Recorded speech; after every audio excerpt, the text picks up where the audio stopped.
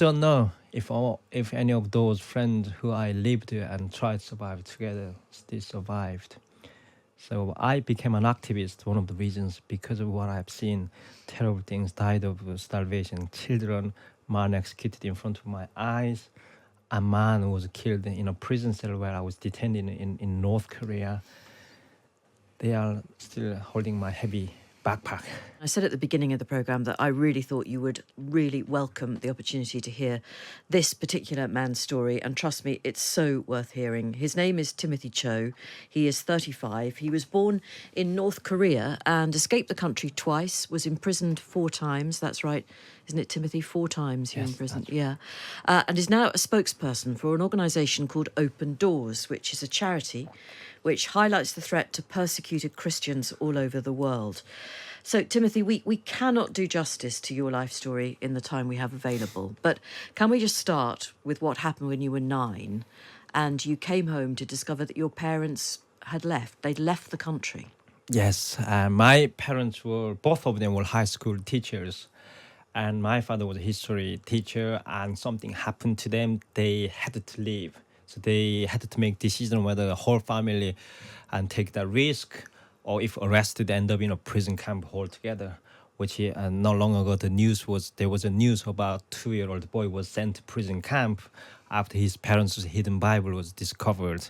So this was a political persecution came to my family, and which my parents made a very difficult decision to leave me behind.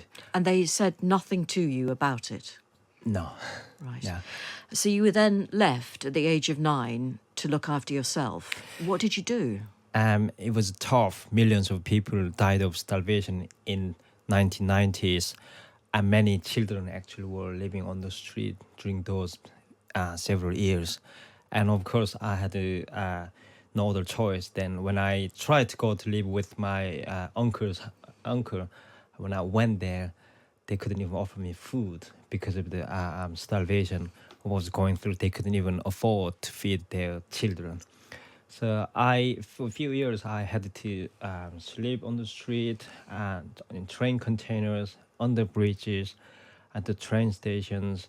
So it was a part of a kind of number of challenges and begging food sometimes, or stealing food, because you had to try to survive, which often reminded me of a Hunger Game, that film. Oh, Yeah, and the situation still remains quite hard in North Korea right now. Well, I was going to ask you about that, but on one of those days, Timothy, how much could you eat? I mean, if you had a relatively good day, what would you be able to eat? I'd rather say in this way.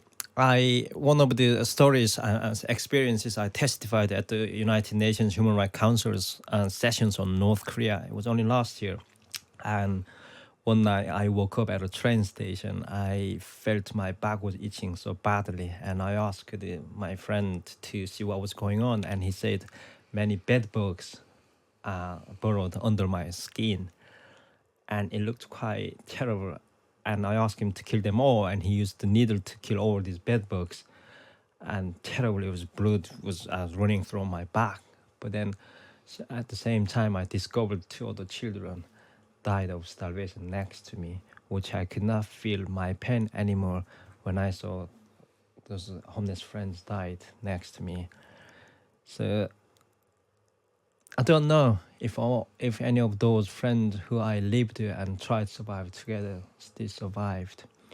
So I became an activist. One of the reasons because of what I've seen, terrible things died of starvation. Children, man executed in front of my eyes. A man was killed in a prison cell where I was detained in North Korea. They are still holding my heavy backpack. People will want to know how you got out of that country. How did that happen? I made twice escape, crossed the border to China. And during my first escape, and I was arrested at the Mongolian border with other 17 North Korean refugees, and we were sent back to North Korea. Well, we all ended up in a North Korean prison cell, underground prison cells. There were hundreds of prisoners. Each room had full of prisoners. Even in my room, had not enough space where we had to sleep, lean on against each other's back. But discovering a man was killed while he was leaning against on my back. That was my first experience on my arrival.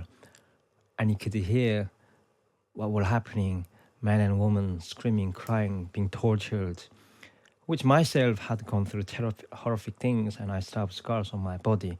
When I first arrived in this country, my solicitor quite shocked with all these scars I had. And thankfully, miraculously, I was released from that prison there and made a second escape.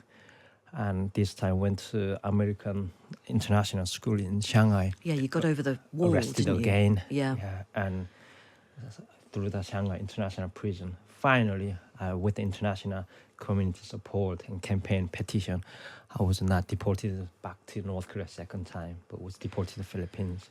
Can you tell us what you know about what life is like in North Korea now?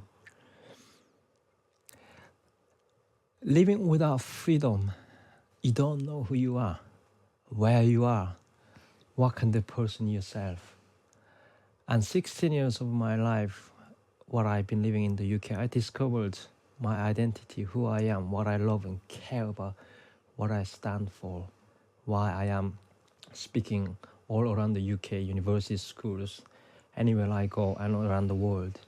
But imagine live a life in a country you do not have a choice. You cannot even wear what you want to wear. You cannot even have a hairstyle what you want to have, what shoes you can have. But from the moment of 12 months your age, you are being brainwashed to bow, love, devotion to the Kim family. And children even thought about, oh, Kims are my God, which was my own experience. And meanwhile, you do not have freedom of movement within towns and provinces where you have to get travel permission in order to travel. Or you do not have any opportunity to watch, read, or listening to any of these foreign items, news, dramas, songs. So the fact that that regime is still in control of the country, Absolutely. it relies on entirely on the Blockade ignorance. information. Yeah, right. And in the past few weeks, how many teenagers were executed because they watched the Korean dramas and K-pop music, which you and I live in Britain today. We can listen, watch Facebook, YouTube, website. That doesn't exist in North Korea. Not phone, no internet, not Facebook. It is a large prison country where 25 million people living. Particularly if you have a Christian faith, you end up in a prison camp like what Hitler operated. Exactly the North Korean regime operate. There are hundreds of thousands of prisoners even being used as weapon experiments. From what we know of Kim Jong-un, he's quite ill. If we hear anything about North Korea, it's usually something about him. He doesn't look very well. There's a possibility that his daughter might succeed him. His sister is quite a pivotal figure as well, isn't she? What do you think will happen? Well, there was a former diplomat, North Korean diplomat in Cuba. He recently defected to South Korea, and he was interviewed by BBC. He said he doubt, and I doubt personally as well, it's not going to happen to his daughter, because North Korea is still very male-centered. That society, I don't think, or like all the elites said, would going to happen. Particularly, it's going to fourth Kim dynasty or the Hermit Kingdom. Personally, I don't want to see that happen. No. Or the freedom desire of the North Korean people, they may stand up.